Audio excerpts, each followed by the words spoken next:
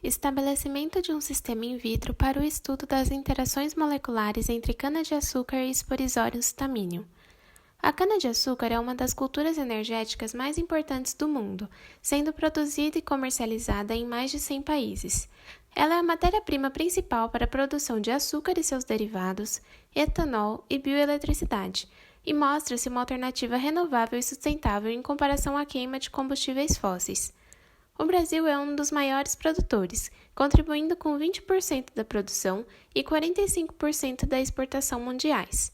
As regiões do país de maior produção são o Sudeste e o Nordeste, sendo que São Paulo, particularmente, é o maior estado produtor de cana-de-açúcar e etanol.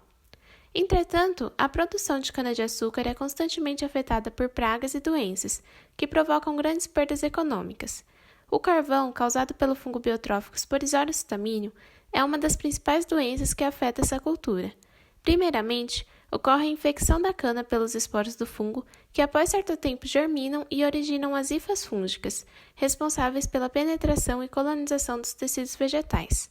Após a total colonização dos tecidos vegetais, o fungo se reproduz e gera milhares de esporos que são armazenados no chicote, considerado o sintoma característico da doença. Em seguida, esses esporos são dispersos através do vento, pela água e até mesmo por animais.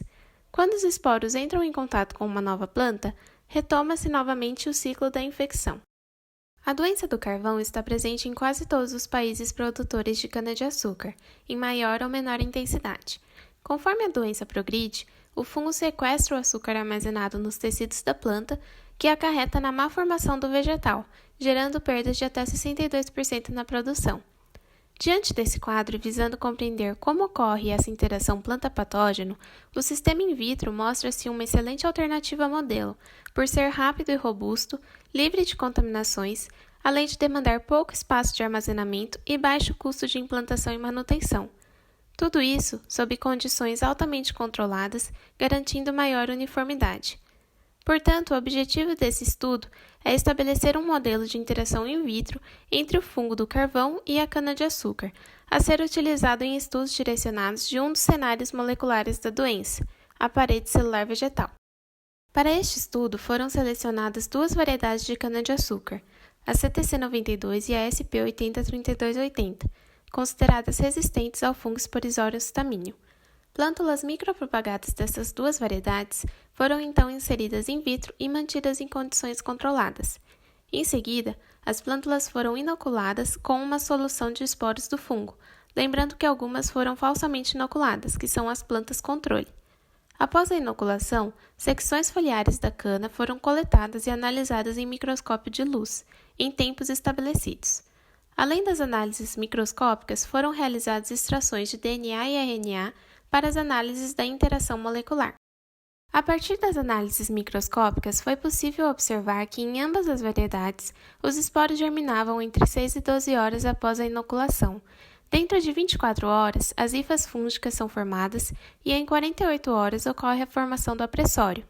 O apressório é uma estrutura especializada do fungo que exerce pressão sobre a célula para a penetração, sendo fundamental para o progresso da infecção. Após 72 horas, as hifas já penetraram as células e caminham para a formação do micélio, que consiste em uma massa de ramificações formada por um conjunto de hifas emaranhadas, observado às 120 horas após a inoculação. Para as análises moleculares, foram realizadas extrações de DNA e RNA das plântulas inoculadas e controle, 48 e 120 horas após a inoculação dos esporos. Tanto a extração de DNA quanto de RNA consiste em uma série de etapas, mas de modo geral envolve a trituração do tecido vegetal, a eliminação de outros componentes celulares e a solubilização em solução. Ao fim das extrações, a integridade do material molecular pode ser verificada em gel de eletroforese. A partir do DNA será realizada a quantificação do fungo na cana, e a partir da análise do RNA será possível quantificar a expressão de genes da planta e do fungo presentes ao redor da parede celular vegetal. Também será feita a observação de sintomas da doença ao longo do tempo, e o registro dos pesos fresco e seco das plântulas inoculadas e controle, além da verificação do acúmulo de antocianina.